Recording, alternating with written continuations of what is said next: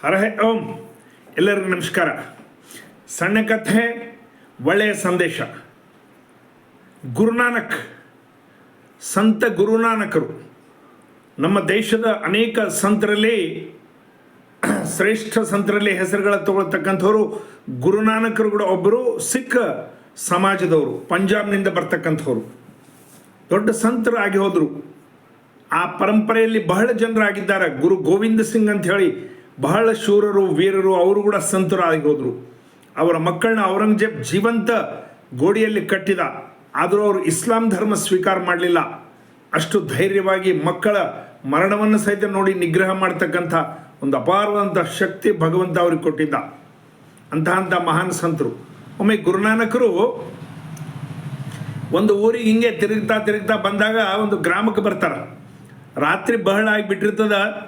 ಒಂದು ದೇವಸ್ಥಾನದಲ್ಲಿ ಮಲ್ಕೊಳ್ತಾರೆ. ರಾತ್ರಿ ತಡ ಆಗಿ ಬಂದ ಕಾರಣ ಬಹಳ ನಿದ್ದೆ ಹತ್ತಿ ಬಿಟ್ಟಿರ್ತದೆ. ಬೆಳಿಗ್ಗೆ 5 ಗಂಟೆಗೆ ಪೂಜಾರಿ ಬಂದು ಗುಡಿ ಸ್ವಚ್ಛತೆ ಮಾಡಬೇಕು, ದೇವರ ಪೂಜೆ ಮಾಡಬೇಕು. ಆತ ಗುರುನಾನಕರಿಗೆ ಎಬ್ಬಿಸ್ತಾನ. ಯಾರು ನೀನು? ಇಲ್ಯಾಕೆ ಮಲಗಿದ್ದಿ? ನಿನಗೇನು ಸ್ವಲ್ಪ ತಿಳುವಳಿಕೆ ಜ್ಞಾನ ಅದ ಇಲ್ಲ? ದೇವ್ರ ಕಡೆ ಕಾಲ್ ಮಾಡಿ ಮಲಗಿದ್ದಿ ಅಂಥೇಳಿ ಗದರಿಸ್ತಾನೆ ಪೂಜಾರಿ.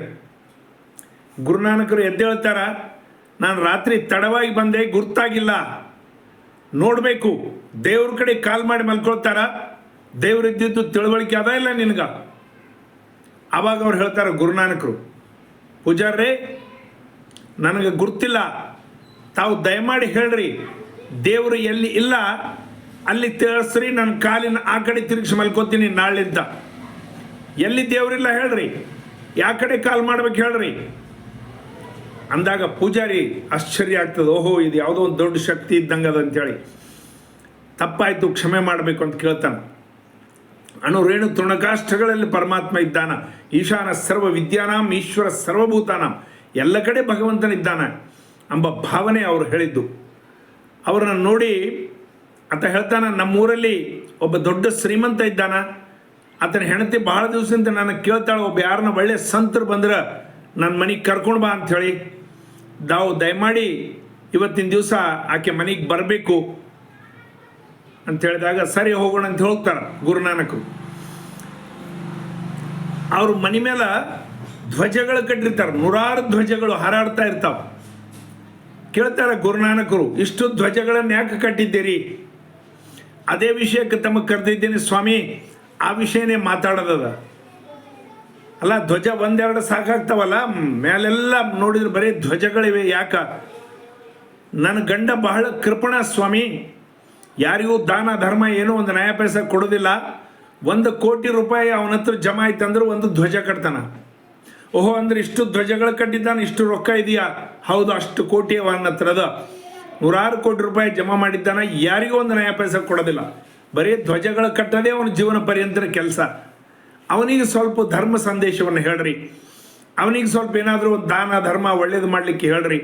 ನನಗೆ ಸಾಕಾಗಿ ಹೋಗ್ಬಿಟ್ಟಿದೆ ಈ ಕೃಪಣನ ಜೊತೆಗೆ ಜೀವನ ಮಾಡಿ. ಒಳ್ಳೆ ಬಟ್ಟೆ ಹಾಕೋದಿಲ್ಲ, ಒಳ್ಳೆ ಆಹಾರ ತಿಂಬೋದಿಲ್ಲ, ಬಟ್ಟೆಗಳ ಸತಿ ಎಸೋ ವರ್ಷಲಿಂದ ಅದನ್ನೇ ಹೈಕೊಳ್ತಾನ. ದಯಮಾಡಿ ತಾವು ಹೇಳ್ರಿ ಅಂಥೇಳಿ. ಸರಿ ಅಮ್ಮ, ಹೇಳ್ತೀನಿ ಅಂತ ಹೇಳ್ತಾರೆ ಅವರು. ಮಧ್ಯಾಹ್ನ ಊಟ ಆಗ್ತದೆ, ರಾತ್ರಿ ಅಲ್ಲೇ ವಸತಿ ಆಗ್ತದೆ. ಮಾರನೇ ದಿವಸ ಮುಂಜಾನೆ ಅವರು ಅಲ್ಲಿದ್ದು ಹೊರಡಬೇಕು. ಆಕೆ ಗೃಹಿಣಿ ಮತ್ತೆ ಬಂದು ಹೇಳ್ತಾಳೆ, ಗುರುಗಳೇ, ತಾವು ರಾತ್ರಿ ಏನಾದರೂ ಹೇಳ್ತೀವಿ ಅಂದ್ಕೊಂಡಿದ್ದೆವು, ಹೇಳಲಿಲ್ಲ. ತಾವು ಈಗ ಪ್ರಯಾಣ ಮಾಡ್ತಾ ಇದ್ದೀರಿ, ನನ್ನ ಗಂಡಗೆ 1-2 ಒಳ್ಳೆ ಮಾತುಗಳನ್ನು ಹೇಳು ಅಂಥೇಳಿ ನೀವು ಪ್ರಾರ್ಥನೆ ಮಾಡಿದೆ, ದಯಮಾಡಿ ಏನಾದರೂ ಹೇಳ್ರಿ ಅಂಥೇಳಿ. ಆವಾಗ ಗುರುನಾನಕರು ಒಂದು ಸೂಜಿ, ತಮ್ಮಲ್ಲಿದ್ದಿದ್ದು ಒಂದು ಸೂಜಿ ತೆಗೆದು ತನ್ನ ಕೈಯಲ್ಲಿ ಕೊಡ್ತಾರೆ. ನಾನು ಪ್ರಯಾಣ ಮಾಡ್ತಾ ಇದ್ದೀನಿ, ತೀರ್ಥಯಾತ್ರೆ ಹೋಗ್ತಾ ಇದ್ದೀನಿ, ಈ ಸೂಜಿ ನಿನ್ನ ಹತ್ರ ಇರಲಿ. ನಾನು ಮತ್ತೆ ಬರುವಾಗ ಆ ಸೂಜಿಯನ್ನು ತಗೊಳ್ತೀನಿ. ಬಹಳ ಜಾಗ್ರತೆ, ಇದು ಬಹಳ ಕಿಮ್ಮತ್ತಿಂದದ, ಬಹಳ ಅವಸರದದ. ನನಗೆ ಸ್ಪೆಷಲಿ ಅದ್ರ ಬಗ್ಗೆ ಬಹಳ ಕಾಳಜಿ ಅದ. ದಯಮಾಡಿ ಜಾಗೃತಿಯಿಂದ ಸೂಜಿ ತೆಗೆದಿಡು. ಅವ ಹೇಳ್ತಾನೆ, ಗುರುಗಳೇ ಆಗಲಿ, ನೀವೇನೂ ಕಾಳಜಿ ಮಾಡಬೇಡ್ರಿ, ನನ್ನಲ್ಲಿ ಎಷ್ಟೋ ಮಂದಿ ಬಂಗಾರ ಗಿಂಗಾರ ಬಂದು ಒತ್ತಿಡ್ತಾರೆ, ನಾನು ಬಹಳ ಜಾಗೃತಿಲಿಂದ ಇಡ್ತೀನಿ, ಎಲ್ಲಿಯೂ ಯಾರಿಗೂ ತೊಂದರೆ ಆಗೋದಿಲ್ಲ. ಈ ಸೂಜಿ ಮಾತ್ರ ನೀವು ಜಾಗೃತಿಯಿಂದ ತೆಗೆದಿಟ್ಟಿರ್ತೀನಿ.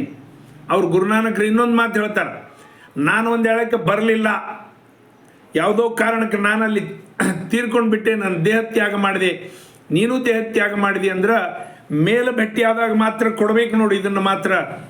ಆಯಿತು ಸ್ವಾಮಿ, ನಾನು ಇಲ್ಲಿಕ್ರ ಮೇಲೆ ಬಂದಾಗ ಅಲ್ಲಿ ಭೇಟಿ ಆದ್ರೆ ಅಲ್ಲಿನೂ ಕೊಡ್ತೀನಿ ನಿಮ್ಗೆ, ನಾನು ಸೂಜಿನೇನು ವೇಸ್ಟ್ ಮಾಡೋದಿಲ್ಲ, ಭಾಳ ಜಾಗೃತಿಯಿಂದ ತೆಗೆದಿಡ್ತೀನಿ ಅಂತ ಹೇಳ್ತಾರೆ.